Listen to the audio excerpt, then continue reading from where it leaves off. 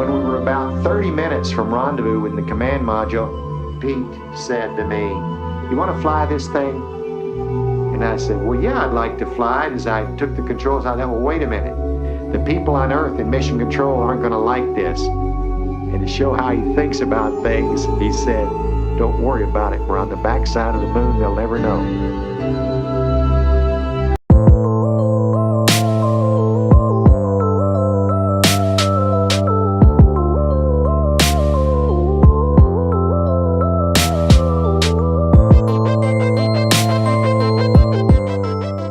For All Mankind is a 1989 documentary following the Apollo 11 space mission that got us to the moon that's directed by Al Reinert. So For All Mankind is a $20 Criterion patron pick from Tyree, and I couldn't be more excited that he requested this film because this is a film that I've been meaning to watch for quite some time because space exploration is a topic and a subject that I just find incredibly fascinating. And obviously after seeing For All Mankind, I am deeply in love with this documentary. I mean, this documentary is mesmerizing in every sense of the word. It definitely evokes a feeling of existentialism. But for me, I didn't feel existential in the sense that I'm having some sort of crippling crisis. I felt more existential in the sense that I'm just in complete awe in what the human race can accomplish. Because this film, as I mentioned, follows the Apollo 11 space mission. And what it does is that it compiles a lot of different pieces of NASA footage.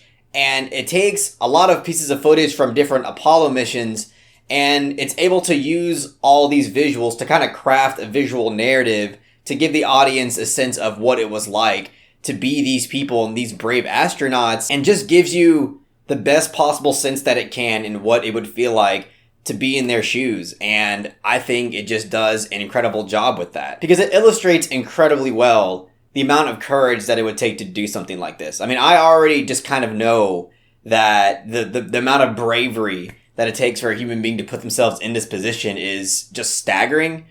But this film does go out of its way to make sure the audience does understand the type of danger and just the magnitude of what these guys are putting themselves through. It's just incredibly admirable and commendable because not only are they doing something for the human race that's incredibly important, but just the amount of trust that they have to put in not only the control room and all the people that are behind, supervising this type of space mission, but, all the trust that they have to put in the engineers and all the little pieces of technology that go into this level of space exploration is insane. I mean, the slightest, and I do mean the slightest malfunction can cause the entire ship to go down and everybody's lives are lost instantly. I mean, it's happened many times before, and it has happened even afterwards. And it's just a testament to what some human beings are willing to sacrifice in order to do something that is obviously not only for themselves, but just something that is so grand and so accomplishing for our race. But another thing that really adds to this experience and makes it feel really immersive and personal is that this film compiles a lot of audio clips that were captured during the space mission. And you get to hear a lot of different thoughts that were going on inside of these astronauts' heads.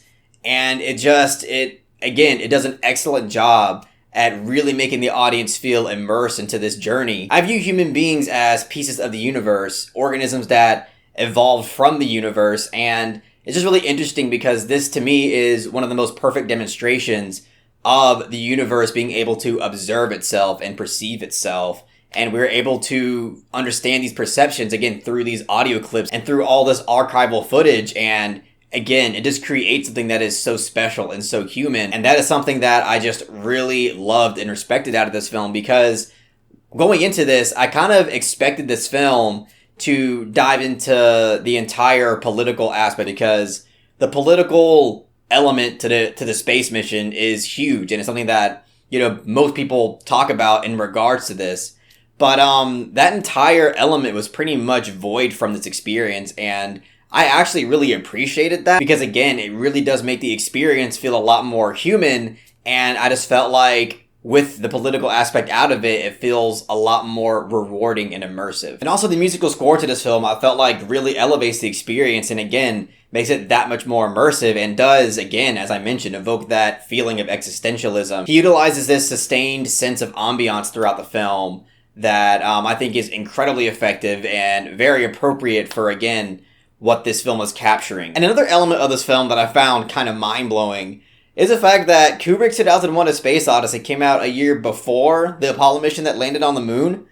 And it's insane because some of the astronauts in here reference 2001: A Space Odyssey, whether it's the Zarathustra music. This little tape recorder has been a big benefit to us in passing some of the time away in our transit out to the moon.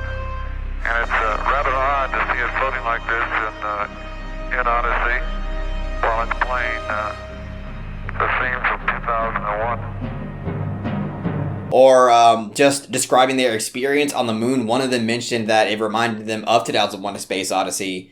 And it's just, there's just something so remarkable about that, because it's one of the largest demonstrations of art influencing reality and reality influencing art. It's just insane that something so incredibly accomplishing for mankind from these incredibly brave men are referencing a film that they're describing is similar to their own experience. And it's just, again, I truly think that's mind-blowing. And again, does demonstrate how special the human race is. And also another thing, I mean, I hate to be petty and bring something like this up. I mean, I'm not gonna lie, I don't really hate it. I enjoy being petty sometimes.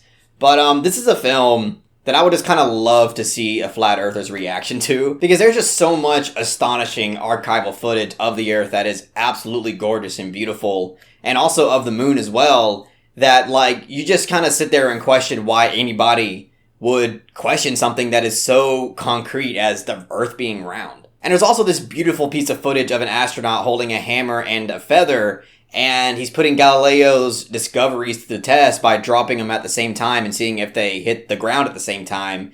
And sure enough, they do. And everybody in the control room was laughing about it because, you know, they obviously know for a fact that these discoveries are, in fact, objectively real.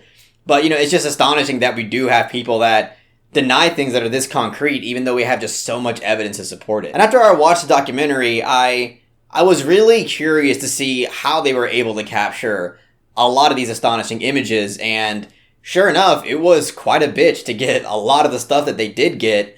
I mean, I saw a segment in the special features where I believe it was actually the director, Al Reinhardt, explaining that in order to get some of the images that we see, they had to construct and engineer this compartment for the camera and this whole ejection and, you know, parachute functioning thing. So we're at a certain point of the launch where the shuttle is penetrating the atmosphere, they had to eject the camera from the ship and have it parachute down to the Earth, and somebody would have to go underneath it before it hit the ocean and catch it. And it's just, again, really incredible the lengths that people went to get these astonishing images. But yeah, obviously I am absolutely in love with this documentary. I don't think there was any better way to truly capture this remarkable accomplishment for mankind in the way that it did, because just through the compilement of all these images, through the score, and again, through all these sound bites that they got from the astronauts, it really does encapsulate a truly special human experience